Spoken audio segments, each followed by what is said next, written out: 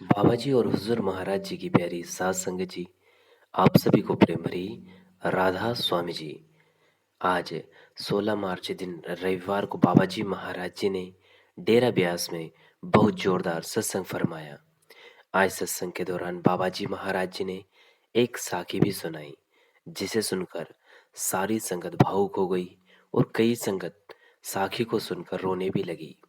साथ संगत जी, आज बाबा जी महाराज जी ने दीवान चंद जी को याद करते हुए बहुत पुरानी साखी सुनाते हुए संगत को बहुत ही अच्छी समझाइश दी।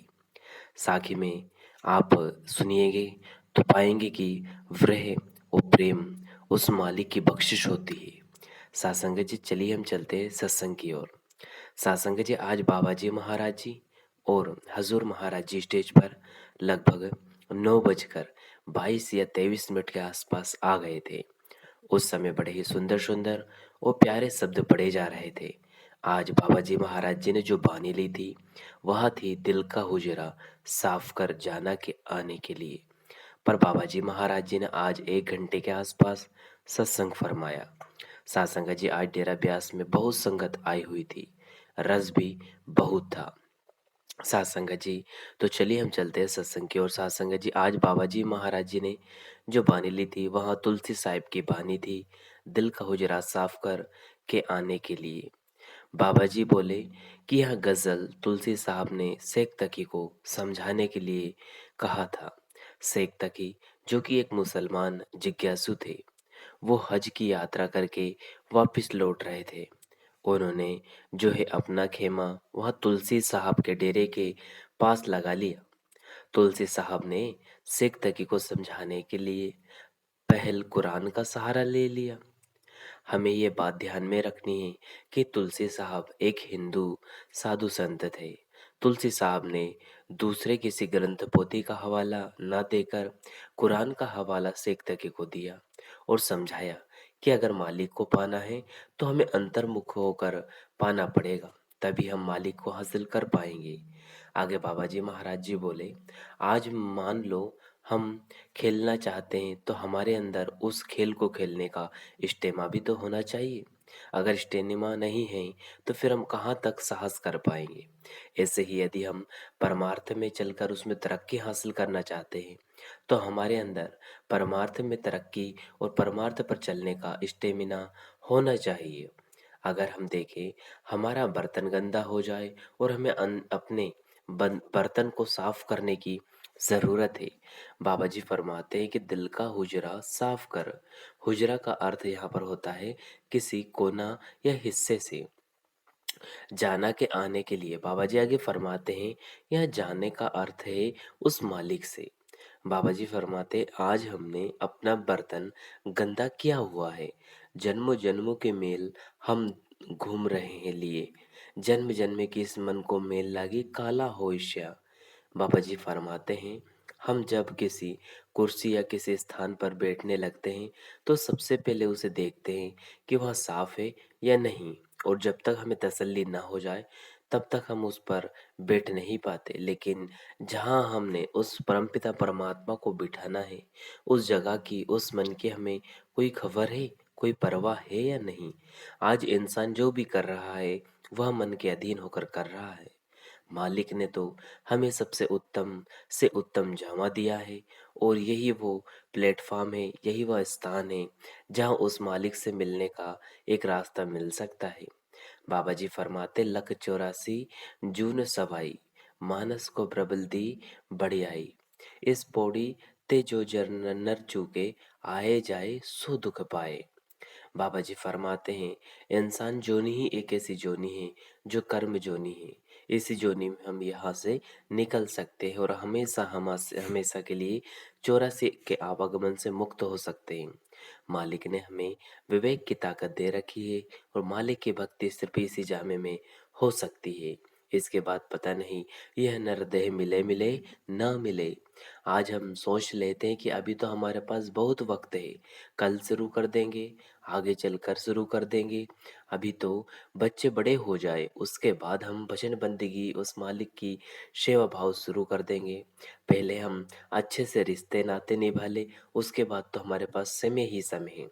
बाबा जी ने इस बात पर संगत को बहुत ही प्यारी साखी सुनाई। यह साखी दीमान चंद जी की एक साखी है, जिसे सुनकर संगत भावुक हो गई। सासंगा जी बाबा जी फरमाते हैं, दीमान चंद अपनी पत्नी से बहुत प्रेम करता था और एक दिन उनकी पत्नी का देहांत हो गया। दीमानचंद बहुत रोया और जब भी हजूर महाराज जी से मिलता तो बस एक ही सवाल उनसे किया करता कि बाबा जी, मेरी पत्नी अभी कहाँ है? क्या वो खुश तो है ना? जब कोई साल बीत गए, लेकिन दीवानचंद का सवाल यहाँ का यही रहा। तो हजूर महाराज जी ने दीवानचंद को बीबी रली के पास भेज दिया। बीबी रली बहुत पहुंची हुई रूह थी। उन्होंने अंतर ध्यान होकर दीवान चंद की पत्नी से बात की और उन्हें कहा कि तेरा पति तुझे रोज याद करता है, वो तेरी याद में बहुत रोता है। तो पत्नी का जवाब था, कौन दीवान चंद? मेरे तो न जाने कितने जन्म हो गए और न जाने कितनी शादियां हो गई और कितने पति हो गए। आप कौन से दीवान चंद की बात कर रही हो? जब दीवान चंद को यह बात बताई गई तो उसकी आंखें भी खुल गई कि जब तक शरीर के दायरे में हम हैं, तब तक ये सभी रिश्ते नाते हमारे हैं और तभी रिश्तों की पहचान है। सासंका जी बाबा जी फरमाते हैं कि यहाँ से निकलते गए नए रिश्ते बन जाते हैं। जो भजन सिमरन करते हैं उनका मालिक के साथ सच्चा रिश्ता बन जाता है, और जो भजन सिमरन नहीं कर पाते वो फिर कोई ना कोई और रोल अदा करने के लिए, कोई ना कोई और कर्म काटने के लिए दुनिया में वापस लौट आते हैं। सात संगत जी, आगे बाबा जी महाराज जी ने फरमाया, बाबा जी फरमाते हैं कि सबसे पहले हमें इस बात का ध्यान रखना है कि हमें अपने बर्तन को साफ करना है, खुद को उस परमपिता परमात्मा के लायक बनाना है। तभी हम मालिक के साथ सच्चा रिश्ता जोड़ पाएंगे। आज हमारा मन अपनी असल अवस्थाओं को भूल कर बैठ गया। बाबा जी फरमाते, मन तू ज्योत स्वरूप है, अपना मोल पहचान। आगे बाबा जी ने बर्तन का उदाहरण देते हुए समझाया। बाबा जी कहते हैं कि जब कोई हमारे घर आता है और कहता है कि भाई आपके बर्तन साफ नहीं है, तो हम बर्तन को रगड़ना शुरू कर देते हैं, रगड़ रगड़ कर उसे साफ करना शुरू कर देते हैं। और एक दिन क्या देखते हैं कि बर्तन अपनी असल पहचान, अपनी असल अवस्था में आ गया। और तब हमें पता चलता है कि बर्तन और मेल और ये दोनों के अलग अलग रिश्ते थे और हम इन्हें एक ही समझ रहे थे। भाई, यही हाल आज हमारे मन का है। मन पर जन्मों जन्मों की मेल चढ़ी हुई है और हम इसी अवस्थाओं को सच मान बैठे हैं।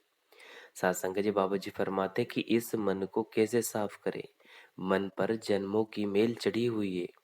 बाबा जी फरमाते कि जब हम किसी गुरुमुख की शरण में जाएंगे तो वह मालिक, वह परमपिता परमात्मा, वो संत महापुरुष हम पे दया मेहर करके हमें कोई युक्ति बताएगा। उस युक्ति को अपना कर ही हम अपने मन को साफ कर सकते हैं। इसके अलावा दूसरा कोई तरीका नहीं। सत्संग जी बाबा जी फरमाते हैं, खुद को शब्द से जोड़ेंगे तो मन पर लगी जन्मों की मेल धीरे धीरे करके धुलना शुरू हो जाएगी। आगे बाबा जी ने फरमाया कि पुराने समय में एक सोच प्रचलित हुई थी कि मन को दुनिया के खेल तमाशों से दूर ले जाओ। साधु संत महात्माओं ने ये सब भी करके देखा। सालों जंगलों में तपस्या करने के बाद जब मन वापस लौटा तो रंग तमाशों में फिर लगा दिया। सत्संग जी बाबा जी फरमाते हैं कि फिर किसी ने कहा कि मन जो मांगे उसको देते जाओ, एक दिन मन अपने आप संतुष्ट हो जाएगा। भाई, यह भी करके देखा, लेकिन मन की एक चाह पूरी हुई नहीं कि दूसरी सामने रख देता है। मन ने कभी मना नहीं किया, मन की भूख कभी शांत नहीं हुई। आगे बाबा जी ने गैरों के बारे में समझाया।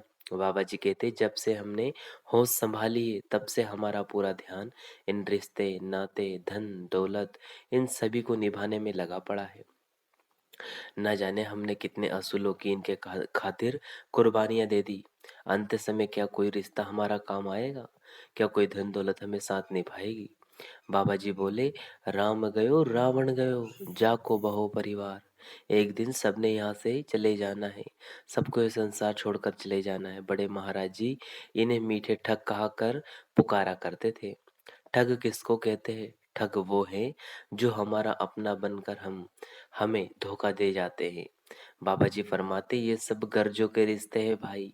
आज हमारा सबसे करीबी हमारा शरीर है। जब शरीर ही साथ नहीं निभाता तो बाकी रिश्ते कैसे साथ निभाएंगे? सत्संग जी बाबा जी फरमाते हैं आगे कि आज हमें अपने असल दोस्त, असल मीत की पहचान ही नहीं है।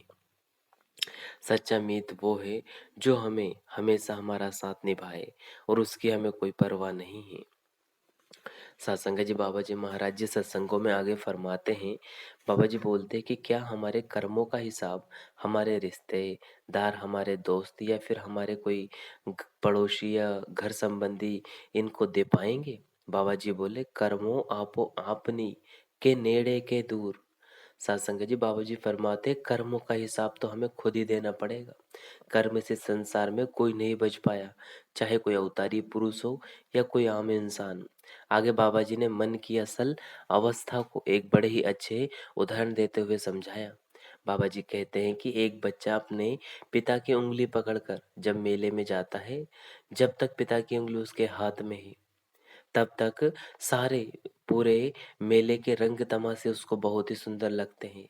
सत्संग जी बाबा जी फरमाते हैं कि लेकिन जैसे ही पिता की उंगली छूट जाती है तो वही रंग तमाशे जो कुछ देर पहले बच्चे को बहुत अच्छे लग रहे थे, वो सब फीके लगने लगते हैं। अब उसका मन अपने पिता की तरफ हो जाता है, पिता को याद करने लगता है। जब तक बाप की उंगली पकड़ी हुई थी तब तक वही चीजें बहुत ही अच्छी लगती थी, और बाप के बिछड़ते ही वही चीजें बुरी लगने लगी। सत्संग जी बाबा जी आगे फरमाते हैं कि क्या आज हमने अपने बाप की उंगली पकड़ी हुई है। बाबा जी बोले, सब कुछ दाता राम है, दूजा ना कोई। सत्संग जी बाबा जी आगे फरमाते हैं कि सब देने वाला वह एक मालिक है, जिसने हमें सब कुछ दिया है। उसके लिए हम बड़ी आसानी से कह देते हैं कि हमें समय ही नहीं है, और बाकी हर एक काम के लिए हमारे पास समय ही समय है। सत्संग जी बाबा जी महाराज जी आज आगे फरमाते हैं कि आज अगर हमारे बच्चे हमारी परवाह ना करे तो हमें कैसा लगेगा। हम भी तो अपने पिता यानी कि उस परम पिता परमात्मा, उस मालिक के साथ कुछ ऐसा ही कर रहे हैं। जरा विचार जरूर करें। हमारे पास उसके लिए समय है ही नहीं। सारी दुनिया के रिश्ते नाते धन दौलत सभी के लिए हमारे पास समय है, लेकिन जब बात आती है मालिक को समय देने की तो हम यह कह देते हैं कि हमारे पास समय ही नहीं है। बाबा जी ने समझाया कि आज हम मन के पीछे लगकर अपना सारा कीमती समय खराब करने में लगे पड़े हैं। आज हम सोच कर बैठे हुए हैं कि आगे कर लेंगे, अभी बहुत समय है, अभी तो सारी जिंदगी पड़ी हुई है, आगे चलकर हम भजन बंदगी कर लेंगे। अभी रिश्ते नाते धन दौलत में हम समय दे दे, इसके बाद हमारे पास समय ही समय है। सत्संग जी बाबा जी ने हुजूर महाराज जी को याद करते हुए बड़ी ही अच्छी तुक फरमाई। बाबा जी ने फरमाया, हुजूर कहा करते थे, ये तो हमारी प्लानिंग है भाई, उसकी क्या प्लानिंग है ये कोई नहीं जानता। हम कई साल बाद की प्लानिंग को आज कर बैठे हैं और हमें अगले पल का ही नहीं पता कि क्या होने वाला है। आज हम अपने किसी रिश्तेदार के घर जाते हैं तो कुछ न कुछ लेकर जाते हैं, खाली हाथ कभी नहीं जाते। लेकिन जब बात मालिक के घर जाने की आएगी तो क्या हमने कभी सोचा है कि वहाँ उसके घर क्या ले जाएंगे? क्या हमने वहाँ के लिए कुछ इकट्ठा किया है? आज हम मन के अधीन होकर दुनियावी दौलत इकट्ठी करने में लगे पड़े हैं। सत्संग जी बाबा जी आगे फरमाते हैं कि हम अपने बच्चों के लिए जायदाद बनाने में लगे हैं। बाबा जी ने आगे फिर समझाया कि पूरी दुनिया को जीतता हुआ अलेक्जेंडर ब्यास नदी के किनारे आकर बैठ गया। वह एक साधु बैठे थे। साधु ने अलेक्जेंडर से पूछ लिया कि अब इसके बाद क्या करोगे। अलेक्जेंडर का जवाब था, अब मैं आराम करूंगा। सत्संग जो साधु महात्मा बोले, तूने इतने कत्ल कर दिए, इतनी औरतों को विधवा बना दिया, इतने जुल्म किए, फिर आराम के लिए मुझे देख, मैं बिना कुछ किए ही आराम कर रहा हूँ। सत्संग जी, अलेक्जेंडर ने मन के अधीन होकर दुनिया को जीतने की तैयारी की थी। जब अलेक्जेंडर का आखिरी समय आया तो उसने ऐलान किया, जो मुझे ठीक करेगा मैं उसको आधा राजपाट दे दूंगा। बाबा जी बोले, पैसे से क्या कोई जिंदगी खरीद सकता है भाई। फिर उसने मन के अधीन होकर दूसरी चाहत दुनिया के आगे रख दी, मुझे मेरी माँ से मिलवा दो, मैं सारी दौलत दे दूंगा। और जब उसका आखिरी समय आया तो उसने कहा कि मेरे हाथ आरती से बाहर कर देना, दुनिया देख सके कि मैं खाली हाथ आया था और खाली हाथ जा रहा हूँ। सासंगत जी, जब एलेक्जेंडर मरा तो उसकी अर्थी से उसके दोनों हाथ बाहर कर दिए गए। राम नाम सत्य है, बोलने लगे। बाबा जी बोले, जब जीते जी राम का नाम नहीं लिया तो मरने के बाद कैसे मुमकिन है कि हम कुछ हासिल कर लेंगे। इस साखी पर संगत ने बहुत चीखें मारी, बहुत रोई, और बहुत सारे सत्संगी भाई बहन हैं कि इस साखी को सुनने के बाद भावुक हो गए। बाबा जी बोले, जो कर सकते हैं वो शरीर में रहकर ही कर सकते हैं। ये शरीर ही वह मालिक की देह है जहाँ से बैठकर हम मालिक की खोज की शुरुआत कर सकते हैं और मालिक के साथ सच्चा रिश्ता जोड़ सकते हैं। साथ संगत जी, बाबा जी आगे फरमाते, शरीर छूट गया तो फिर पता नहीं ये मौका मिले मिले ना मिले। आगे बाबा जी ने मंदिर के ऊपर भी फरमाया। बाबा जी कहते हैं, मंदिर किसको कहते हैं? मंदिर का अर्थ है मन के अंदर। बाबा जी बोले, सब किच घर में बाहर नाही, बाहर ढूंढे सो परम भुलाई। बाबा जी ने बाइबल का उदाहरण देते हुए समझाया कि बाइबल में भी लिखा है, we are the temple of God. बाबा जी ने कहा कि सब कुछ हमारे अंदर है, हमारा शरीर ही मालिक का मंदिर है। लेकिन आज हम मंदिर में घंटा बजाने और माथे टेकने को, सरोवरों में नहाने को मालिक की असल भक्ति समझकर बैठ गए। बाबा जी बोले, मंदिर बनाए गए थे कि वहाँ इंसान मालिक की भक्ति कर सके, वहाँ जाकर भजन बंदगी कर सके। माथे टेकने और नदियों में नहाने से क्या कभी किसी के कर्म खत्म हुए हैं? सत्संग जी, बाबा जी महाराज जी ने आगे फरमाया कि लख बार जे करे इबादत, कदे न बने नमाजी। जे घर प्यार न हो से पल्ले, रब ना हो से राजी। बाबा जी ने आगे फरमाया, बाबा जी ने मुस्लिम जिज्ञासु शेख तकी के बारे में फरमाया। बाबा जी बोले, शेख तकी एक मुसलमान था। तुलसी साहब ने उनका धर्म बदलने की कोशिश नहीं की। बाबा जी बोले, हमें तो एक अच्छा इंसान बनना है। आगे बाबा जी फरमाते हैं, देखो भाई, हमारा धर्म क्या है, हम किस जात के हैं, किस मुल्क के हैं, क्या मजहब है हमारा, इस बात से उस मालिक को कोई फर्क पड़ने वाला नहीं है। वहां जब जाओगे तो ना कोई जात होगी, ना कोई मजहब होगा, ना कोई धर्म होगा, ना ही कोई मजहब होगा, और ना ही अमीरी और ना ही गरीबी होगा। बाबा जी बोले, अमला ते होन ने नबेड़े, खड़ियां रेन किया जाता। वह उसके घर में सिर्फ हमारे नाम की कमाई से हमारा हिसाब होगा। बाबा जी आगे फरमाते, नानक के घर केवल नाम। वहां सिर्फ नाम से हमारी पहचान होगी, ना हमारी धन दौलत पूछी जाएगी, ना ही हमारा जात धर्म मजहब पूछे जाएंगे, और ना ही कोई हमारी दौलत शोहरत रिश्ते नाते पूछे जाएंगे। साथ संगत जी, बाबा जी महाराज जी ने आखिर में कह दिया कि जो कुछ हासिल होगा वह नाम की कमाई से हासिल होगा।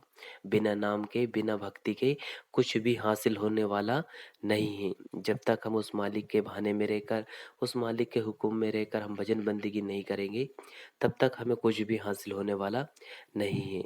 सत्संग जी, बाबा जी महाराज जी ने आखिर में चेतावनी भरे शब्दों में सत्संग को विराम दिया। बाबा जी फरमाते हैं कि भाई, जीते जी अगर हमने भजन सुमिरन कर लिया, उस मालिक से सच्ची पहचान कर ली, उस मालिक से सच्चा रिश्ता जोड़ लिया, तो इस संसार को छोड़ते वक्त हम उस मालिक को पहचान पाएंगे। अगर जीते जी उस मालिक से रिश्ता नहीं जोड़ा, उसकी पहचान नहीं की, तो हम यही भटक कर रह जाएंगे। तो साथ संगत जी, आज बाबा जी महाराज जी ने 16 मार्च को डेरा ब्यास में जो सत्संग फरमाया, उस समय संगत बहुत भावुक थी, और बाबा जी महाराज जी को स्टेज पर आकर देखते वक्त भी संगत भावुक हो गई थी। तो आज यह डेरा ब्यास का लेटेस्ट सत्संग था जो बाबा जी महाराज जी ने लगभग 1 घंटे से ऊपर फरमाया। साथ संगत जी, तो यह वीडियो आप जी को कैसा लगा? अगर वीडियो पसंद आया हो तो लाइक करें, शेयर करें, कमेंट बॉक्स में राधा स्वामी लिखकर भजन सिमरन का सफर यूट्यूब चैनल को जरूर सब्सक्राइब कर लो, बेल आइकन को ऑल पे प्रेस कर दे, जिससे कि आपको ऐसे ही वीडियो मिल सके जी। अंत में आप सभी को प्रेम भरी राधा स्वामी जी, शुक्रिया। टेक केयर, फिर मिलेंगे आपसे किसी और वीडियो में। तब तक आप जी अपना और अपनों का ध्यान रखें। धन्यवाद।